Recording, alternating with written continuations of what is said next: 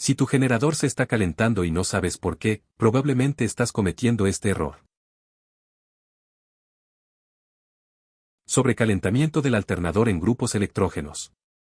El sobrecalentamiento del alternador es una de las fallas más críticas en sistemas de generación eléctrica, ya que afecta directamente la integridad del aislamiento del estator, la estabilidad del sistema y la vida útil del equipo.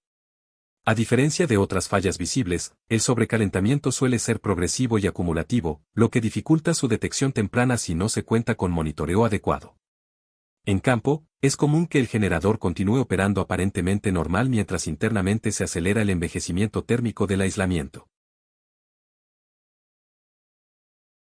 Este fenómeno está directamente relacionado con el régimen de carga, la calidad de energía, la ventilación y las condiciones ambientales.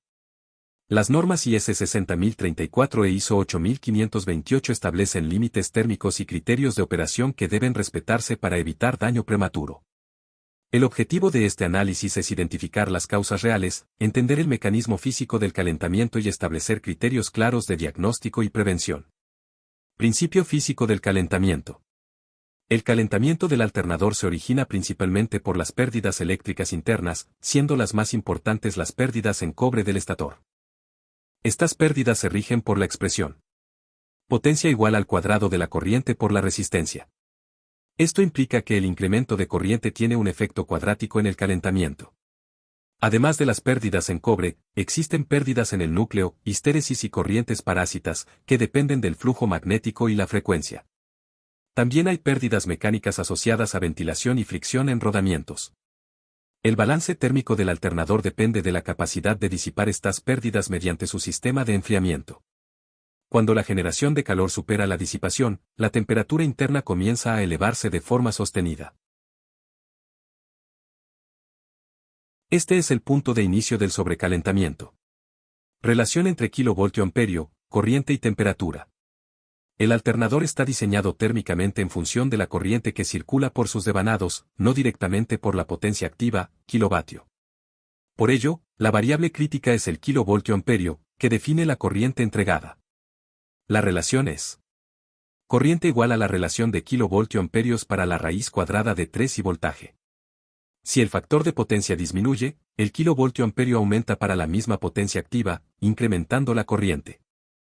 Esto genera mayor calentamiento en el estator, aun cuando los kilovatios se mantengan constantes. Por eso, una carga con bajo factor de potencia puede provocar sobrecalentamiento sin que el operador perciba una sobrecarga aparente. Este error de interpretación es frecuente en campo y conduce a diagnósticos incorrectos. El control térmico del alternador exige siempre analizar el kilovoltio-amperio real. Impacto del factor de potencia. El factor de potencia influye directamente en el esfuerzo térmico del alternador. Cuando el factor de potencia es bajo, la corriente aumenta para entregar la misma potencia útil. Esto incrementa las pérdidas del cuadrado de la corriente por la resistencia y eleva la temperatura de los devanados. Por ejemplo, una carga de 400 kilovatios a factor de potencia 0.8 requiere 500 kilovoltio-amperio, mientras que a factor de potencia 0.95 requiere aproximadamente 421 kilovoltio-amperio. Esa diferencia implica un incremento significativo de corriente. En instalaciones con motores o cargas inductivas sin corrección de factor de potencia, el alternador trabaja más exigido térmicamente. Además, el sistema de excitación también se ve más demandado.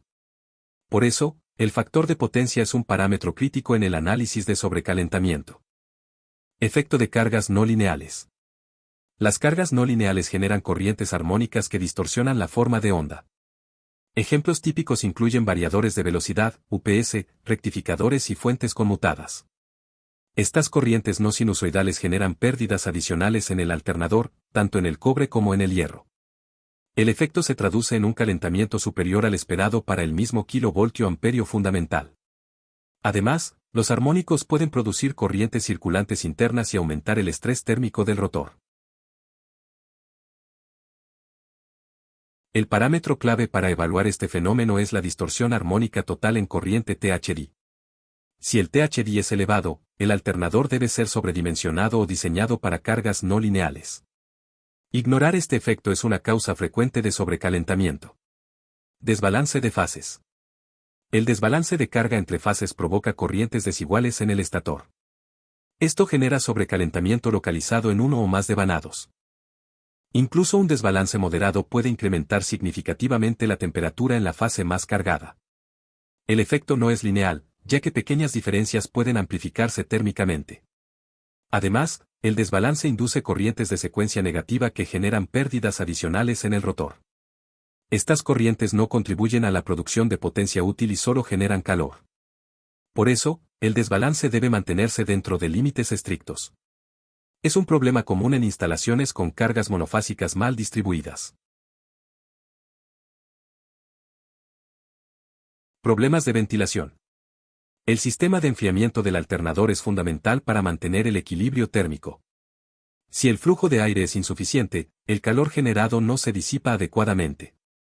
Esto puede deberse a obstrucciones, suciedad, filtros bloqueados o mala instalación del grupo. También es frecuente la recirculación de aire caliente dentro del cuarto del generador. En estos casos, aunque el alternador esté correctamente dimensionado, la temperatura interna aumenta. El problema se agrava en ambientes confinados o con mala renovación de aire.